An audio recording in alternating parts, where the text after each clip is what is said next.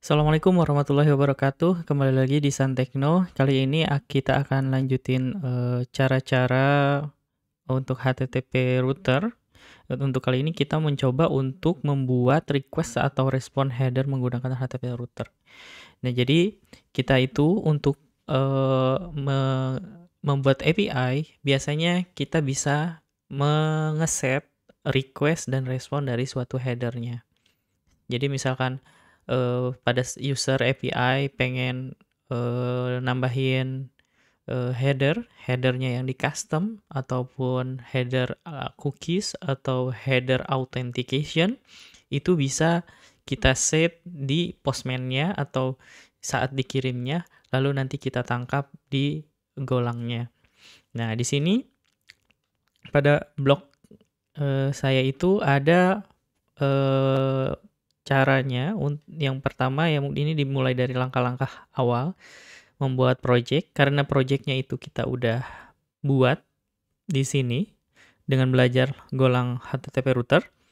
Jadi kita akan lanjutkan saja bagaimana cara membuat tutorialnya ya, cara membuat si mengset header request dari si API yang udah akan kita buat. Nah, yang pertama kalau dari sini yaitu kita akan coba ya cek dulu. Kita akan membuat yang pertama kali itu membuat ngeset secara langsung di request suatu header. Yang pertama buat file header handlernya kita udah buat, kita tinggal buat functionnya. Misalkan functionnya itu response header handler. Nah, ini kita samain dengan request yang dari default. Kita kirim. Lalu kita set secara langsung dengan cara dari write-nya itu header, terus set misalkan mau key-nya adalah content type, misalkan content type-nya mau JSON, application JSON. Lalu header-nya lagi kita set, ingin set custom, set misalkan custom X, custom, contoh ya ini, custom header. Nah, misalkan dibalikinnya adalah belajar golang. Lanjut lagi, misalkan kita set write headernya, HTTP, statusnya oke. Lalu kita write. Dengan byte. Dengan byte, misalkan kita buat message ini aja ya, string message. Biar bisa langsung string, kita bikin gini aja, message header berhasil di set.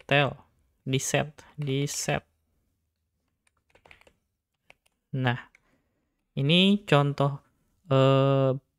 function untuk set header respon. Berarti kita setnya di write. Jadi kalau misalkan mau ngambil dari request, misalkan requestnya dikirim parameter header, maka kita tangkapnya di bagian request. Nah, kita set di sini di bagian main. Nah, sebelum di bawahnya aja nggak apa-apa. Misalkan router get ini adalah set respond header. Kita panggil respond header handler. Gini. Langsung kita coba. Kita jalanin. Lalu kita coba pakai postman. Nah, kita bikin saja di sini get baru, yang mana di sini kita rename namanya set response header. Di sini ganti jadi set ini. Nah, kita coba kirim. Oke. Nah, terlihat di Postman tidak ada masalah kan? Oh, di sini ada message header. Oh, salah mengeset. Harusnya jangan koma, tapi titik 2. Jadi biar ini dimaksudkan bahwa ini adalah message-nya gitu ya. Kita build dan run lanjut. Nah, ini kita lihat bahwa message header di set. Ini responnya dalam bentuk JSON. Kalau nih di sini udah automate JSON, tapi jika ingin kita lebih tahu, karena kita akan sudah mengeset content type-nya adalah application JSON, dan custom header-nya pun kita set belajar Golang dengan status oke. Kalau di sini kan udah langsung terlihat statusnya oke. Kalau responnya di sini tidak terlihat header-nya apa, berarti kita bisa lihat di sini. Nah, bisa kita lihat bahwa content type application JSON, custom X header-nya adalah belajar Golang. Nah, ini adalah respon dari header ya API yang sudah kita set. Ini adalah cara untuk memberikan informasi kepada klien atau mungkin nantinya front end, apakah dia memerlukan custom header atau apapun di header dengan pada API responnya. Biasanya itu dipakai untuk kebutuhan tertentu, misalkan kebutuhan satu cookies, kebutuhan autentikasi, kebutuhan logging. Misalkan ketika dia hit, terdapat error sesuatu, lalu nanti biar si front end tahu ini errornya itu di bagian mana, misalkan, maka si API tersebut mengirimkan custom header dengan header name-nya misalkan log ID. Sehingga pada saat nanti kita trace log ID ini ke masalah di backend-nya itu bagian mana. Jadi lebih mudah untuk men-tracing kalau ada permasalahan-permasalahan. Nah, selanjutnya bagaimana kalau misalkan kita ingin menangkap request header dari user. Nah, jadi untuk pertama kan kita mengeset respon. Nah, yang kedua yaitu melakukan menangkap request dari API header-nya. Nah, sebelum itu kita coba menambahkan unit test-nya dulu, biar kita lebih memastikan bahwa si function yang udah kita buat itu benar, dengan cara klik kanan seperti biasa. Nah, kita akan modif si unit test-nya ini menjadi unit test yang biasa kita bikin atau biasa kita buat. Nah, caranya yaitu pertama, yang dikirimkan ini masih write, request, dan HTTP router, tapi kita akan kirim X request saja. String ya. X request by string. Dah gini aja. Terus kita akan melakukan pengecekan. Yang dibutuhkan ya berarti kan yang kita inginkan adalah once responnya string, lalu once statusnya integer. Oke. Nah, di sini berarti kita perlu harusnya banyak ya yang harus kita set. Jadi untuk argumen kayaknya nggak usah deh. Karena di sini kita nggak akan kirim apa-apa, hanya mengeset respon. Berarti si argumen kita kosongkan, tapi once-nya ini kita banyak. Ada once status, ada once respon. Kita pengen ngecek juga once-nya content type.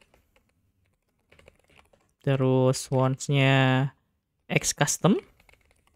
custom header, dan satu lagi adalah string. Nah, oke, karena ini case-nya nggak ada error, kita akan set case-nya test sukses aja. Nah, expected-nya berarti kan once statusnya HTTP status oke, terus content type-nya application JSON, custom header-nya belajar Golang, responnya adalah message berarti yang tadi di set gini, page header berhasil di set ini, atau kita cek aja biar memastikan sama, kita copy dan kirim ke sini. Nah, untuk case-nya kita udah betul, udah benar, jadi tinggal kita meramu di bagian sini. Karena ini adalah HTTP router, berarti kita harus buat request HTTP router testing ya, HTTP test, new request, misalkan di sini kan HTTP get metodenya, terus kita kirim localhost misalkan ke 80, lalu kita set respon header, ini alamatnya, dan kita nggak akan kirim di sini body apapun. Kita tangkap request, kita initiate request, kita initiate respon, writernya itu kita pakai recorder, HTTP test recorder, new recorder. Setelah itu kita kirim nih ke respon handler. Respon handlernya berarti recorder, terus request, dan satu lagi adalah param. Karena kita belum memakai param, jadi kita kosongin aja. Nah, baru sekarang cek apakah status code yang berhasil itu adalah 200K. Terus apa lagi ya? Cek apakah header content type yang dihasilkan adalah application JSON. Terus cek apakah custom X nih ya. Jadi kita perlu ngecek lagi X custom header yang dihasilkan itu sesuai. Satu lagi adalah cek apakah body respon berisi pesan yang diinginkan. Nah, ini ada 4 pengecekan. Yang pertama berarti status oke. Status oke ini kita ambil dari recorder. Jadi recorder status atau code, bisa pakai code, tidak sama dengan argumennya one status, berarti kita expect bahwa kita error print aja response code is ini, lalu yang diinginkan adalah ini.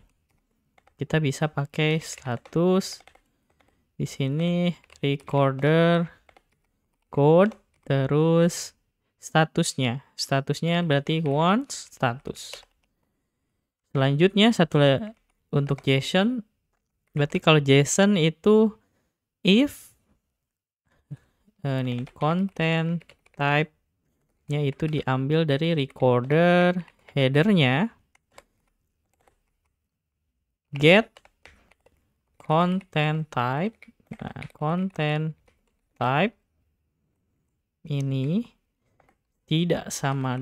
content type tidak sama dengan konten yang diinginkan, maka kita copy aja. Nah, tinggal kita update content type tidak sesuai. Berarti kita content type yang diinginkan tidak sesuai content type. Nah, selanjutnya custom header. Berarti custom header kita ambil juga dari header dengan cara get sama halnya seperti content type, berarti x custom header tidak sama dengan custom one custom header. Nah, ininya sama, kita update aja custom x custom header. Custom header terus one custom header. Satu lagi, karena kita ngecek body juga, berarti kita recorder body kita stringin, terus kita cek body tidak sama dengan body want respond. Nah, kita kirim respon body on respond. Nah, ini adalah cara buat unit testnya. Nah, agar kita tahu ini tercover semua atau enggak, kita jalanin aja. Nah, harusnya udah oke, udah aman unit testnya. Nah, udah tercover semua. Karena di sini tidak ada case-case hal lain. Misalkan dia ada if, conditional, terus switch case ataupun yang lain. Nggak ada logic yang tidak di-set. Maka kita hanya langsung mengecek dari semua yang dia write. Yang pertama kan write header, terus custom header, terus HTTP status header dan request-nya. Oke, itu saja. Nah, nanti di video selanjutnya akan kita coba bagaimana kita mengambil request header dari API yang dikirim oleh user. Oke, semoga bermanfaat. Kalau misalkan ada pertanyaan atau apapun, tinggal komen saja. Dan jangan lupa subscribe Suntekno channel ini. Terima kasih. Wassalamualaikum warahmatullahi wabarakatuh.